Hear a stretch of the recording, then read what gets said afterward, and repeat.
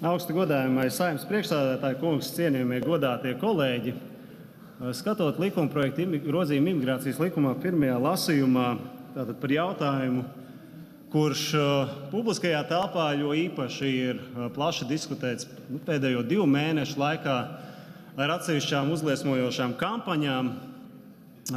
Kampaņas, tiešām es teiktu, ļoti emocionāli pielādētas ar puspatiesībām, ar neprecīzu terminoloģiju lietošanu, praktiski sajaucot gaisu un radot par likumdevēju, par Latvijas Republikas Saeimu, kā nekompetentu, nespējīgu valsts institūciju, lēmēju institūciju pieņemt izsvērtus lēmumus.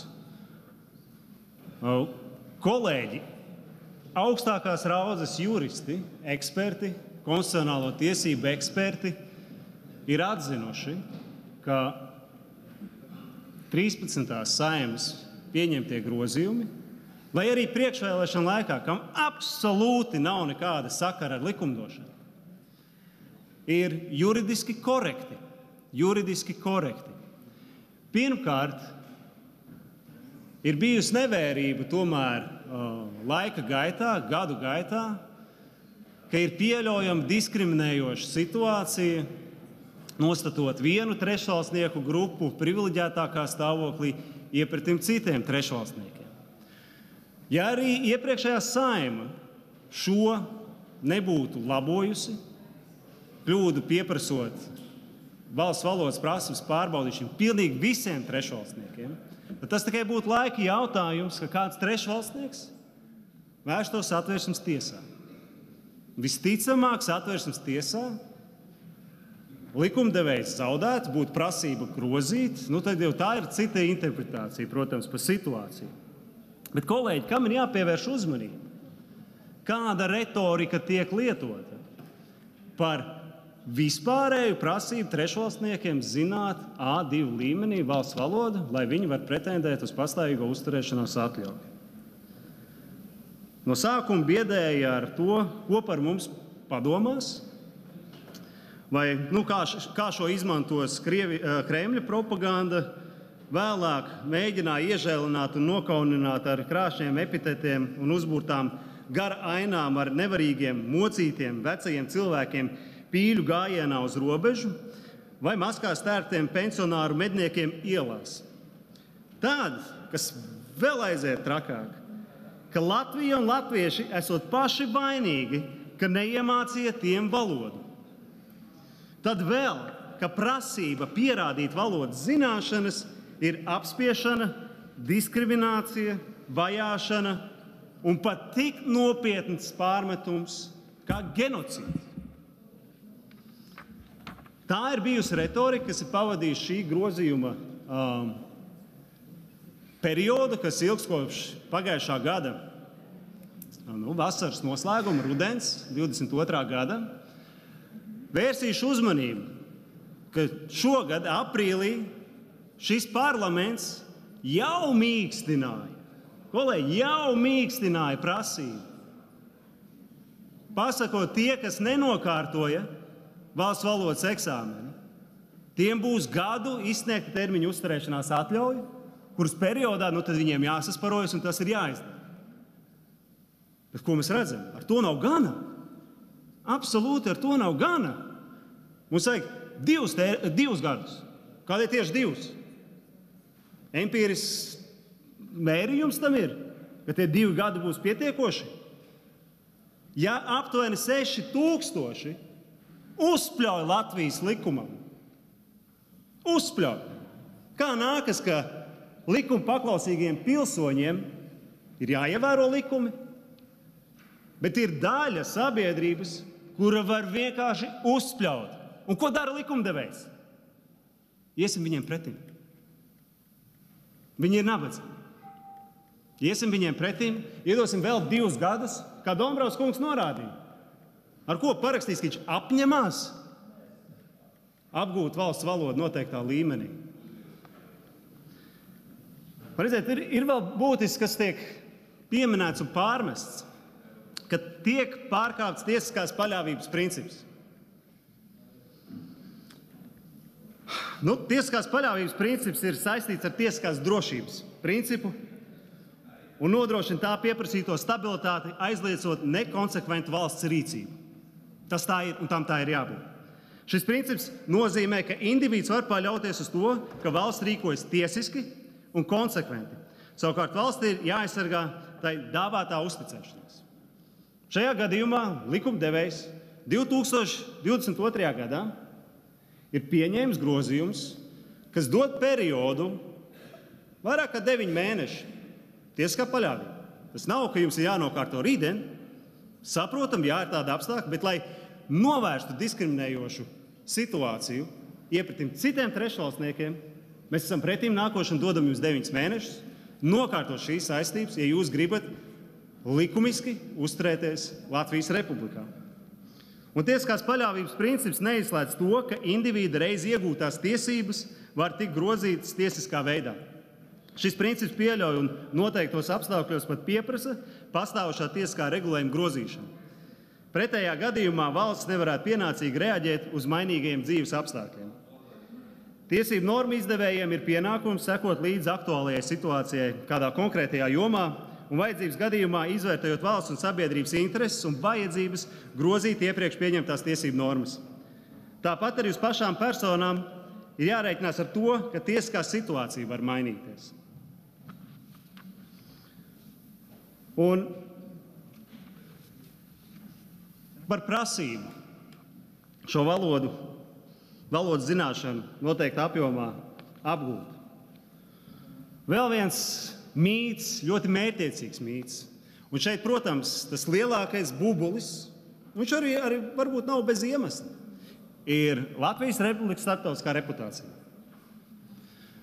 Man ar nožēlu ir jāsaka, ka Latvijas valsts, vismaz manā skatījumā, nav darījusi pietiekami, lai starptautiski skaidrotu, kādēļ šie grozījumi ir nepieciešami, ka tie nepārkāpj cilvēktiesības, ka tā nav vajāšana.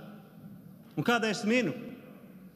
To ir absurda situācija, ka 3 mēneši mums nav ārlietu ministri. Nav. Kur uzdevums būtu skaidrot šo. Un ir interesanti redzēt, ka mūsu pašu vietējie eksperti paši apgalvojumu, ka ar mani sazinās ārvalstu vēstniecības un jautā, kas tas tāds ir, ko jūs tur izgrozījāt? Vai tad tiešām jūs deportēsiet? Jā, vārdu deportēsiet. Jo ir tie, kas neapzinās šī vārda vēsturisko vispār nozīmi Latvijas Republikā - deportācijas. Jums būtu jānokaunojas vispār par lūpām to minēt šajā kontekstā. Un kas notiek? Eksperts arī saka, jā, es viņiem skaidroju, ka tas ir priekšvēlēšana laikā. Populisti, nacionālisti ir pieņēmuši. Atkārtoši, uzjautājiet tiesību ekspertiem. Likumdevēji pieņemtie likumi nav interpretēji populisms, tie ir juridiski saistoši Latvijas iedzīvotājiem, tām personām, kas Latvijā dzīvo. Var patikt, var nepatikt. Tādēļ mums ir tiesiska vara, tiesu vara, var vērsties tiesā. Es saprotu, to arī dara. Papildus, ar ko tiek diezgan pamatīgi arī sabiedrība muscināta. Ar vārdu salikumu masveida izraidīšana. Masveida. Un, protams, ja ārvalstīs tiek lietots vārds mass deportation, tāda masveida izraidīšana, es varu iedomāties, jā, ka daudziem mums arī strateģiskiem partneriem rodas jautājumi. Bet, kolēģi, es jums iedošu praktiskus piemērus, ka pat pavisam nesenā pagātnē viena jau bijusi Eiropas Savienības dalībvalsts ļoti, teiksim tā, īsā termiņā piespiedu kārtā izraidīja aptuveni 2,6 miljonus Eiropas Savienības pilsoņus. Šeit runāja Lielbritānija, apvienotā karaliste. Ar Eiropas Savienības dalību valstis pēc Brexit piespiedu kārtā, citu starp arī mūsu pilsoņus, izraidīja no Lielbritānijas.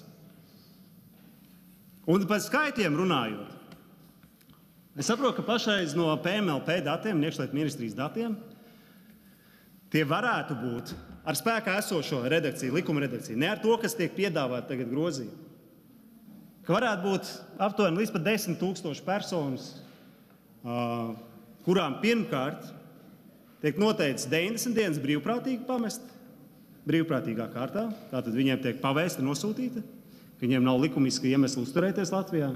Un pēc 90 dienām, protams, ir piespiedu izraidīšana. Tas nenozīmē, ka šie 10 000 potenciālie vienā dienā tiek izraidīti. Katrs gadījums tiek vērtēts, izvērtēts.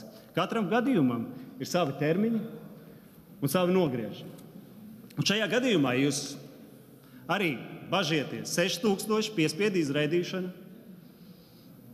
Paskatāmies Eiropas Savienības oficiālos datus par 2022. gadu. Francija piespiedu kārtā uz trešajām valstīm izraidījusi 15 000. Vācija 12 000. Kopskaitā vairāk par 130 000 personu piespiedu kārtā izraidītas no Eiropas Savienības. Nu, pareiķināsim. Mēnesī vidēji 10 000. Droši vien varētu teikt, masveida izraidīšana. Bet laikam nelieto tādu terminu, jo tas tā nav. Un tādēļ juridisko termiņu lietošana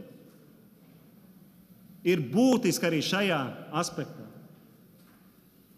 Mēs runājam par pirmkārt personas, kas uzspļauj likumiem, viņi savu rīcību nemaina, nav vēlme mainīt, pretī nākšana nav jāizrāda. Tādai personai jābrīdina, ka viss, jums vairs nav tiesiski iemesla uzturēties Latvijas Republikā, jums ir 90 dienas brīvprātīgi jāpamet Latviju.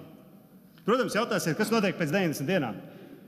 Vai tie kaut kādi busiņi organizēti, un es pieļauju, ka atkal būs tā manipulēšana, ka nu tagad zvanīs pie durvīm, abas jakās, nezinu, kāds speciāli policijas vienības izveidots. Nē. Protams, būs cilvēkiem šie paši pakalpojumi, ko Dombrovs kungs minēja, kas netiesīgi tagad pienākās diezgan lielai daļai sabiedrības par neko.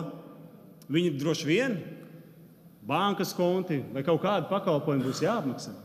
Kaut kur jau viņi parādīsies plūs. Un tajos brīžos, ja viņi nonāk likumsarga redzeslokā, un viņi ir pārkāpuši jau tās 90 dienas no brīvprātīgi pametuši, tad, kolēģi, jā, ir piespiedu izraidīšana. Un tad jau ir citi mehānismi. Un arī tas nenotiek vienā dienā. Tādēļ šeit pateikt, ka šis pats parlaments, kas jau vienreiz ir mīkstinājis šo normu, izrādījis pretimnākšanu, pasaka, ka mums tas ir jāizdara atkārtoti, kādus signālus mēs sūtam. Pirmkārt, paši pa savu valsti. Pašcieņai ir jābūt, jāsaglabājas. Es aicinu noraidīt šos iesniegtos imigrācijas likuma grozījumus. Paldies! Vārds Saeimas deputātam Aināram.